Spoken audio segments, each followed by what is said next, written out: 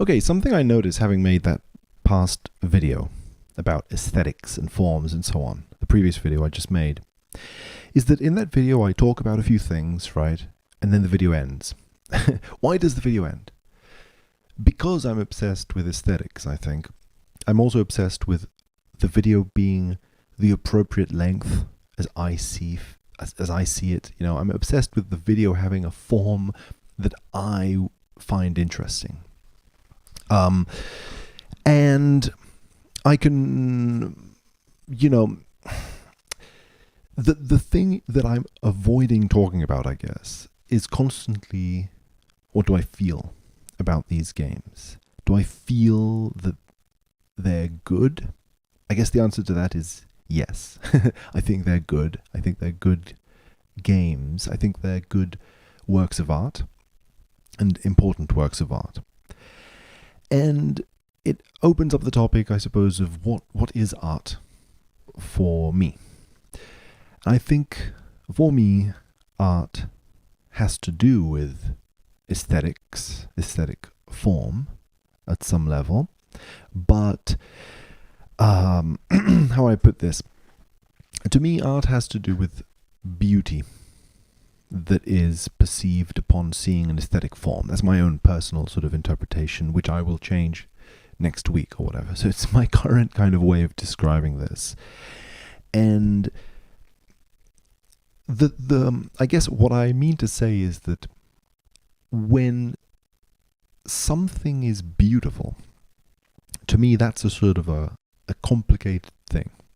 I think beauty for me sort of includes within it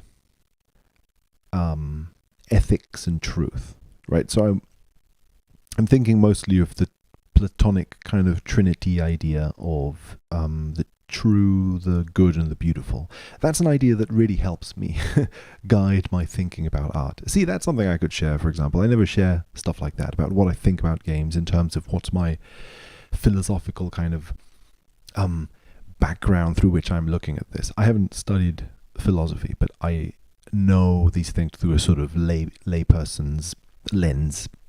Having studied them on my own a little bit.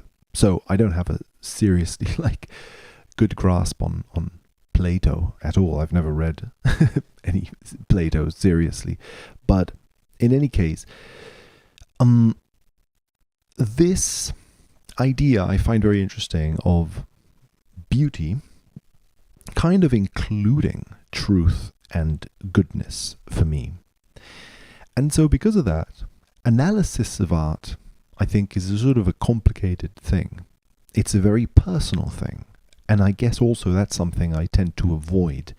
By focusing on the forms, the aesthetics, I almost tend to presume as if I'm describing reality as it is. You know, like these are the forms that one would perceive in this work of art, and these are the forms that I perceive.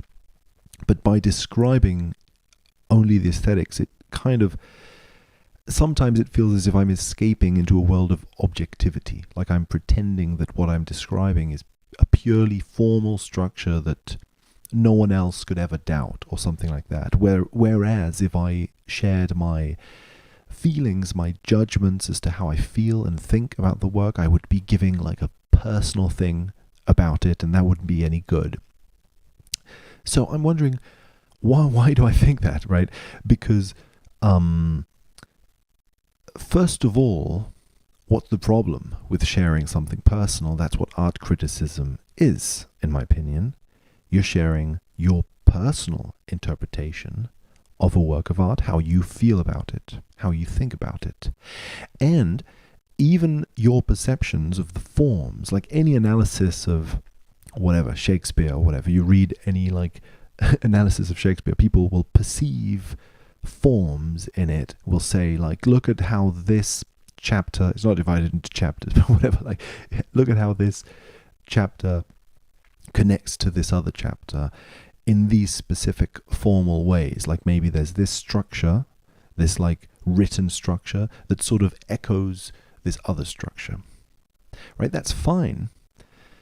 But those are structures that you have seen. So by sharing those structures, you still are sharing something personal, you know. And I guess that is something that I tend to avoid, I guess. And I wanted to talk about it a little bit, just to, open up the topic, I suppose. Anyway, thanks.